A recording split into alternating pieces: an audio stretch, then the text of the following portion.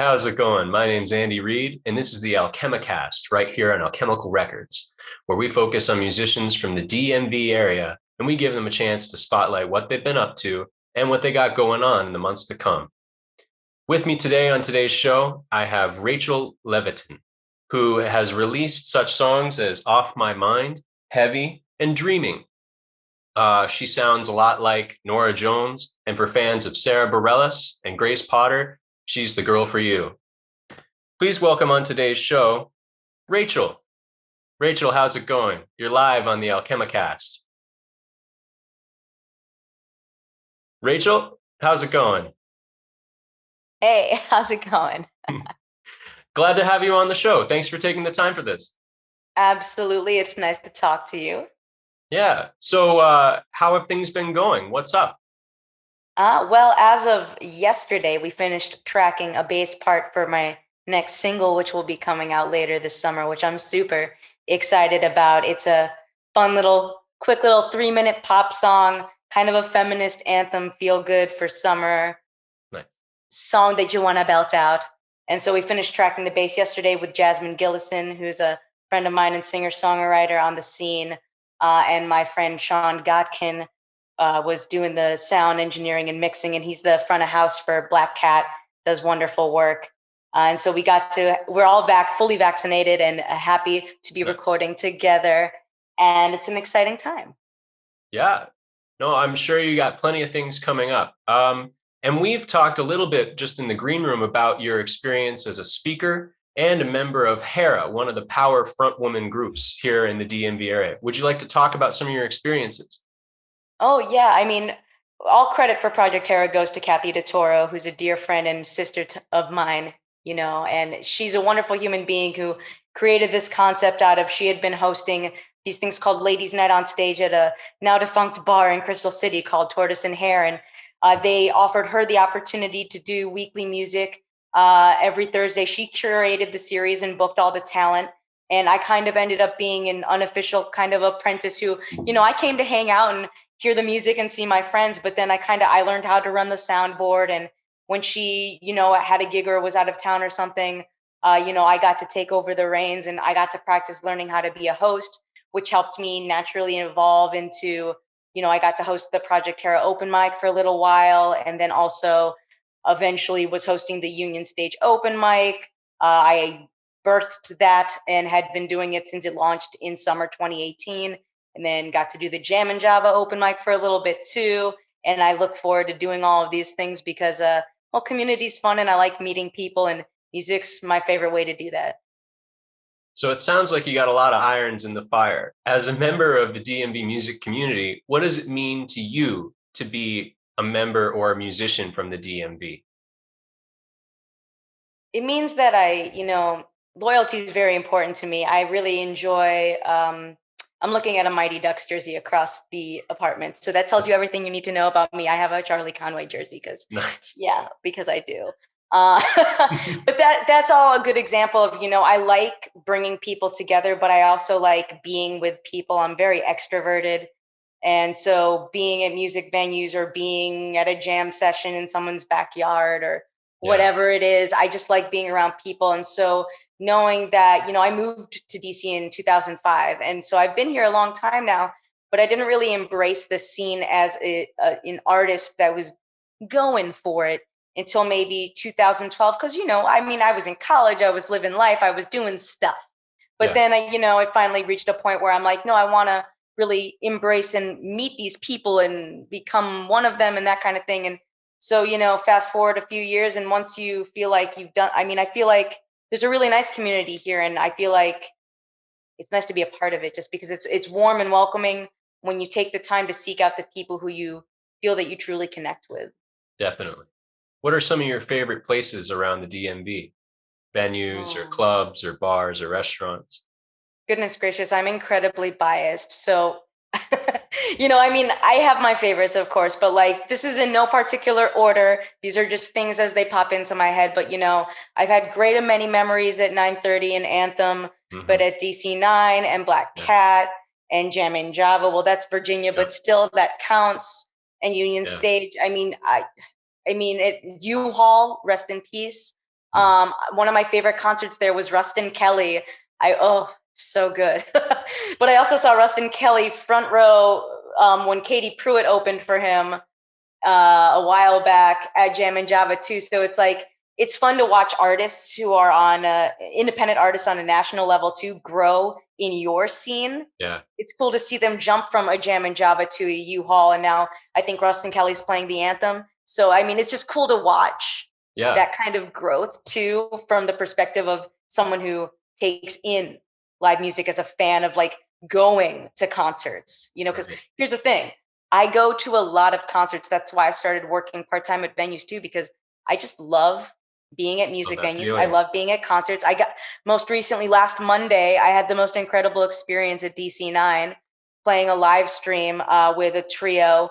I hadn't played with a trio in a long time, so we had to rewrite the arrangements of these songs Mm. and get it really tight. And then, we played to an audience from all over the country because I know people all over the country, as do my bandmates, and they're all in different time zones and they're watching us broadcast live from DC9. So thank you to Bill and Allie and Mel, who all, made that happen. They're all incredible over there. And fun fact, we should probably be back there in August. I owe them some things, but I think I can say that.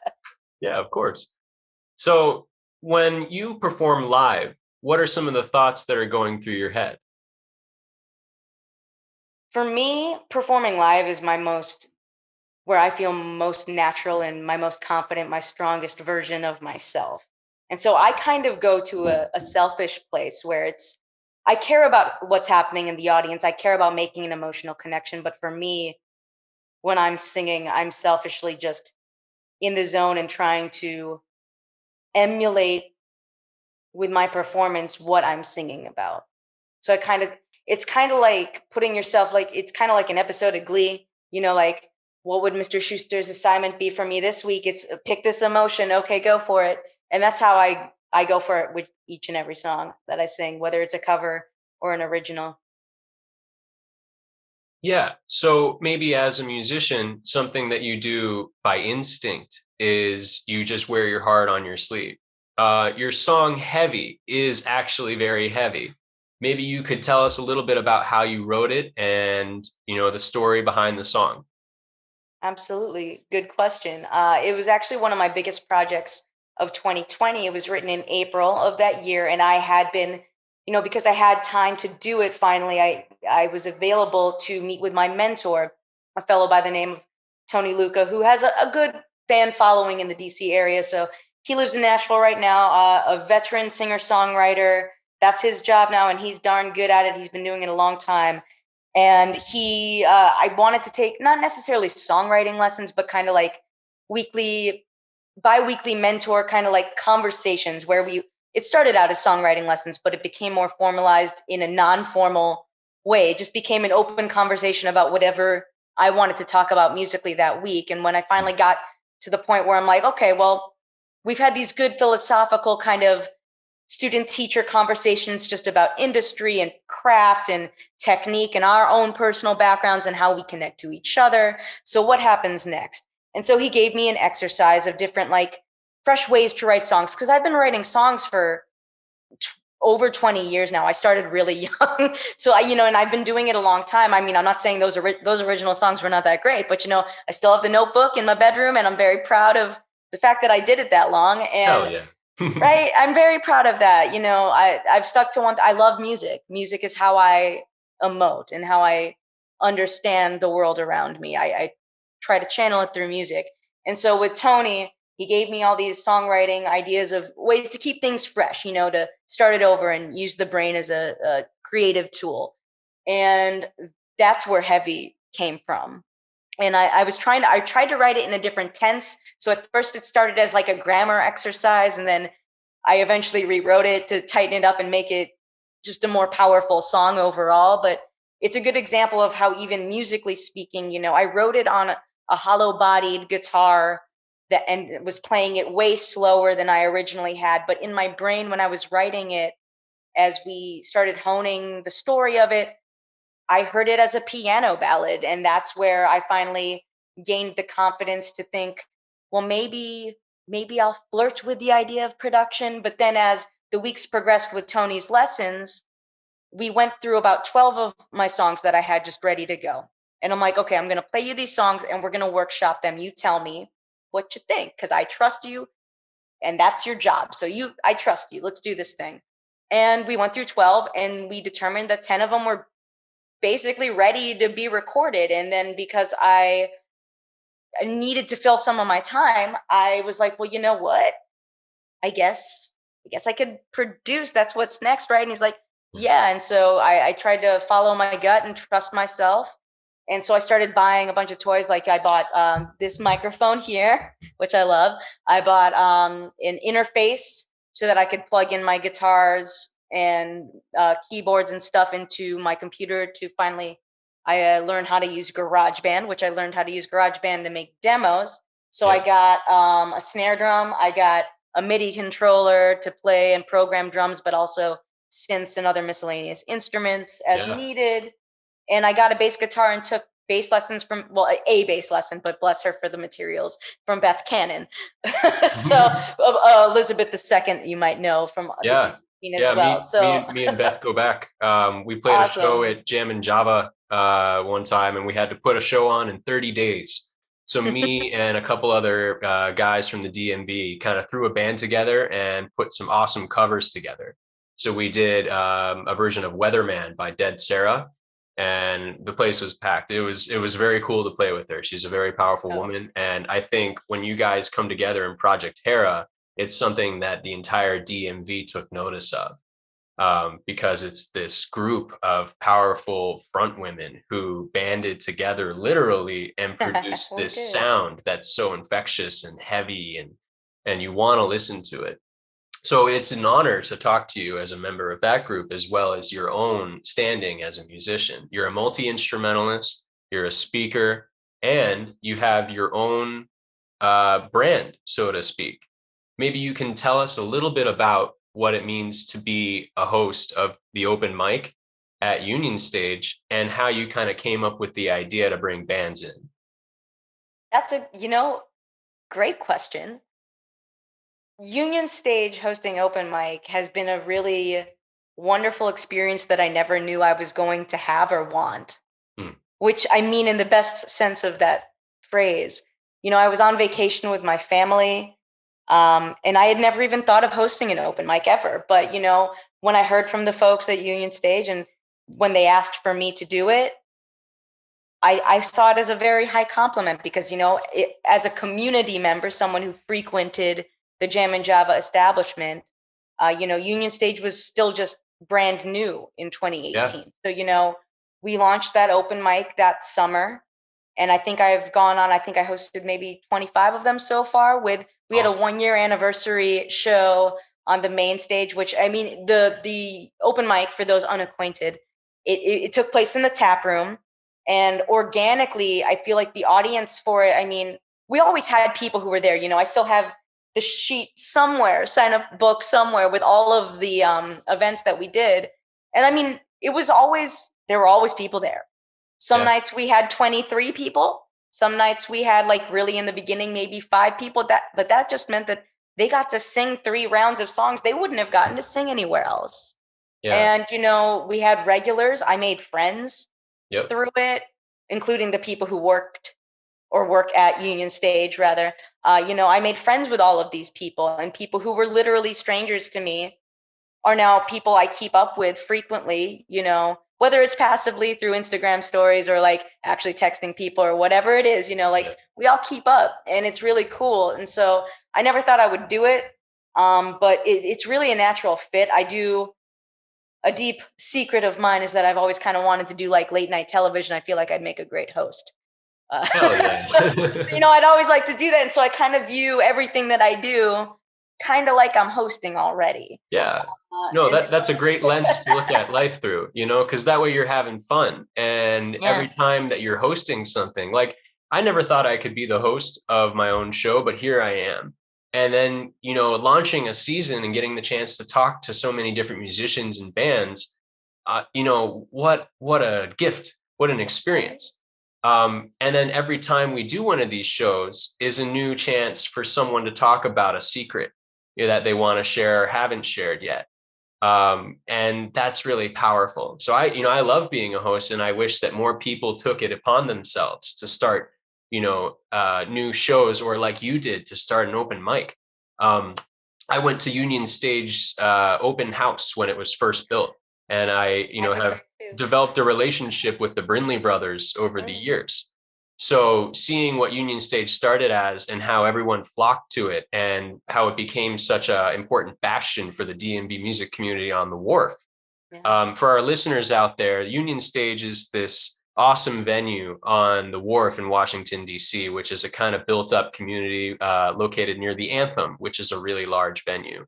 And so for Rachel to be talking about Union Stage in this light is awesome. For musicians to feel comfortable and have an open mic to play at is necessary for our area. So as a musician myself that has been to many open mics and developed these connections to people, more power to you. We need more people like you to start things like that. Definitely. Awesome. Yeah, no, open mic's been great. I have another project that I did that I'm gonna try to resurrect as well, called the IOTA chair, which, I mean, if you are Yes. of here, you know. Yep. Yeah, I So I was did a, there. I was there at the yeah, last jam session, me and too. that was I was, awesome. Gordon we've Sterling been was in the there, same and room before many yep. times, I feel like, which is beautiful. See, that community, guys, is Yeah. a thing, okay? Community. But I mean, IOTA, when IOTA closed, I bought a $5 chair, or Mm, rather, they let me buy it for $5. It's right over here. And so I brought it home. And when I was just grieving the loss of the club, the way that I grieved that loss was through music. And because I mean, I've always been kind of a natural historian. I like to take pictures. I like yeah. telling stories, but I also like hearing stories. I like a good book. I like a well-written script. I like improv too. But if it's a story, it's a story.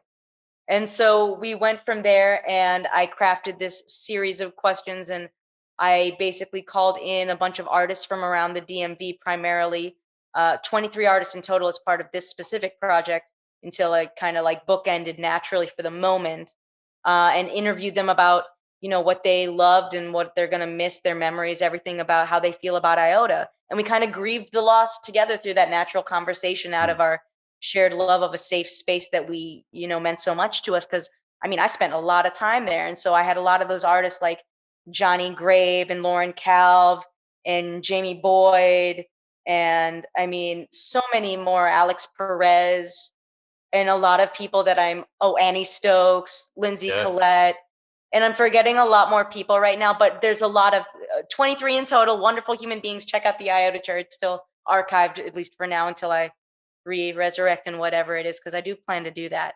But getting to talk to people and grieve in that way, and then they would play a song in my apartment, and I shot it all by myself, and it's completely low budget and lo-fi, and I love everything about what we did. It's a really special time capsule. And so all my love to like DC music venues. I love being there. They make me happy. And if I run into you at one, odds are I'm in the best mood possible. True. Wow, your positivity is infectious. Thank you for sharing your experiences with us. So, something we like to do here on the Alchemicast is give the musicians a chance to talk about some of their favorite things, including their influences, their instruments, or, maybe just some things that are going on in your daily life. In your own words, what are some of your favorite things about music? And pick some of maybe like your recent songs, or maybe a recent gig, something like that. Sure thing. Yeah. I mean, like, I think my favorite thing about music is, or at least right now in this present moment, which is the most accurate answer I can give you, is that the connectivity and the power of connectivity that music provides people. It is such an intimate gesture, the art of music, if you choose to Mm, use it as such. It's a way to really feel powerful and safe in your convictions and feelings by singing. That's how I see it, at least. Even if the song isn't autobiographical, I like to try to feel, even if I'm not feeling that exact emotion, I'm still feeling something through it. And so one of the most beautiful parts of the past year is that as I started to warm up as a producer, Heavy was my first song that I produced. And my plan was to, start it very not low scale, but stripped back, something very intimate. And that's exactly what happened with it being a piano ballad. So I got to work with two very impressive women on this project. Abby from Mystery Friends, one of my favorite bands in DC, and who I met when I was volunteering with So Far Sounds this one night, which was incredible, like connectivity. See, community, it's beautiful. Yeah. Thank you, Margot, for that assignment. But it's just like getting to work with Abby and then Kati Sasana as a sound engineer, because I'd worked with her as a drummer on one of my projects for that super group with Kathy and Beth and Jasmine and Kati. She was the drummer for that, but then she became the sound engineer for Heavy. And we recorded at Inner Ear Studios, and Don even stopped by, which is always nice to see Don. Yeah, Don's that's right. Yeah, and that studio is just, it's where I came into my own as a producer, was in that studio. So I'll always be grateful for however much longer as we have it. But I feel safe there. I feel comfortable. I feel like me. It's an awesome studio.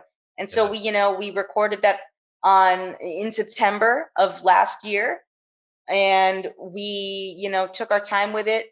I wrote some background vocals. I played drums on it, even a nice little snare. And I had my Guy Patterson moment. I felt so cool. I just needed my shades, like in That Thing You Do, and we would have nailed it. But shades, but right? Your future's still bright. You gotta wear shades. That's right. Exactly. And I brought the brushes and the tambourine and did the whole thing, and Abby on piano, and then we just banged that one out. But again, with the connectivity, we then recorded the next song as part of my project in, I want to say, November, and that was Off My Mind, which is what we released. And so I recorded that with I had been working with Rhea and Courtney Tucker of the band Sheila, who I met when I was guest hosting Ladies Night on Stage, which was HERA pre-HERA. And I met them a long time ago. And so when I was looking for my next super group of live band for the show I was going to do, the Tucker twins were in on it. And then, we were practicing for a show that got postponed and eventually canceled. But we ended up getting this opportunity to play the DC9 live stream. And so unfortunately, Courtney, the guitar player, was going to be out of town. So that's why we became a trio. But when we were recording, Courtney was there, and a happy accident that we had in the practice room ended up being part of the intro. Like this, I know it's a big, long intro. If you've never listened to Off My Mind, listen to it. It's like the most proud thing I've ever done in my entire life. But it's like a 5-minute symphony of like emotion. So, enjoy that. You want to settle in, you want to light a scented candle and just chill out with that song. Yeah. It's perfect. But getting to collaborate with the Tuckers, and then Jasmine and Abby again, and Kati in the studio. Kati always brings her dog. So being at Inner Ear, we recorded 3 songs there now, and we're working on getting that third one out this summer. But I have plans for a 9-song album, and it'll be out as soon as I can finish making it. Well, that sounds great. I love Inner Ear. Recording there has been awesome over the years. And for our listeners, bands like Fugazi and Scream and Bad Brains, part of the local DC punk group, as well as many singer-songwriters and indie musicians have recorded there. And alongside Rachel, we have other prominent musicians who have really developed and honed in a sound. So thank you for sharing that experience. As we start to wrap up things here on the Alchemicast, I want to ask you one last question. Is there anything else you'd like to add? Our listeners are dying to know just a little bit more. Well, we do have plans for me to keep leveling up with, the band situation. So you'll be hearing a lot more about shows that will be coming up this summer, but specifically, we do plan to play a live show in front of people very soon. So more likely than not, you will see an announcement for a show in August with the band. And I'm excited to get to do that and play different songs than what we got to play last Monday, and really dig into, I like to play guilty pleasures. So get ready for whatever I'm feeling this summer.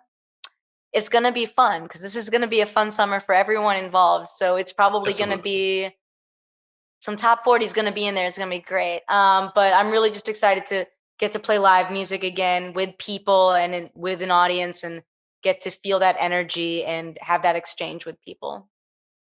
That sounds great. Well, Rachel, thank you so much for coming on the show tonight. Really appreciate you taking the time and just telling us a little bit about what it means to be a musician in the community. You're awesome. Really, thank you for your time. Thank you. You're awesome too, Andy. Have a good night. Yeah, you too. We'll catch up another time, all right? Sounds good. Take care. Bye-bye.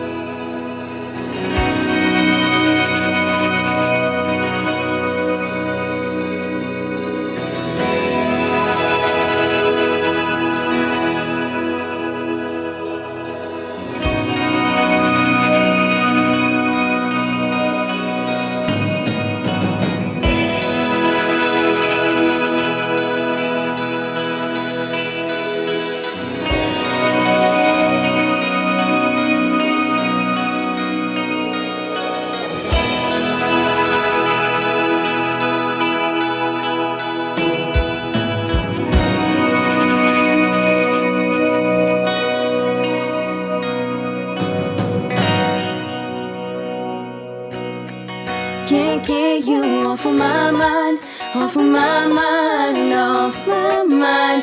Can't get you off of my mind, off my mind.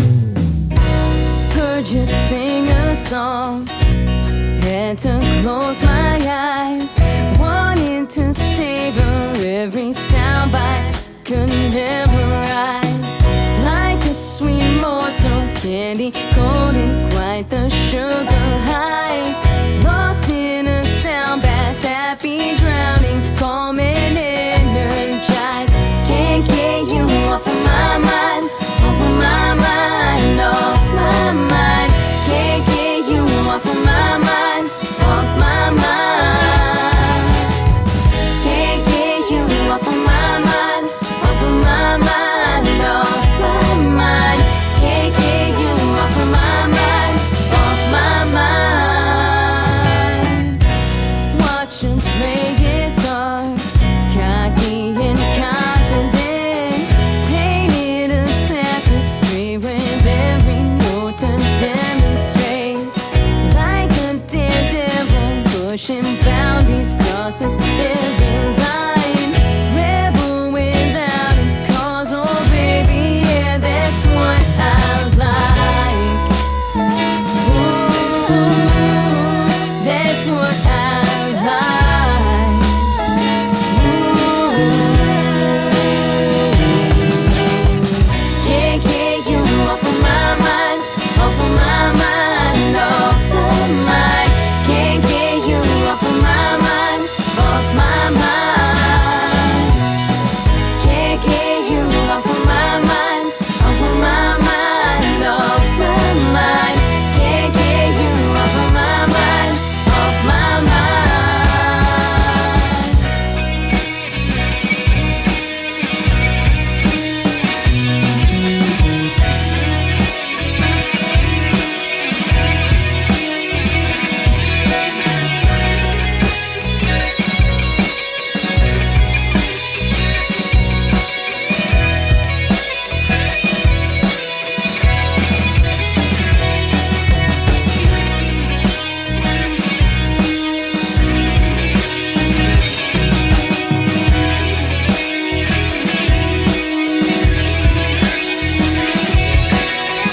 Can't get you off of my mind, off of my mind, off my mind.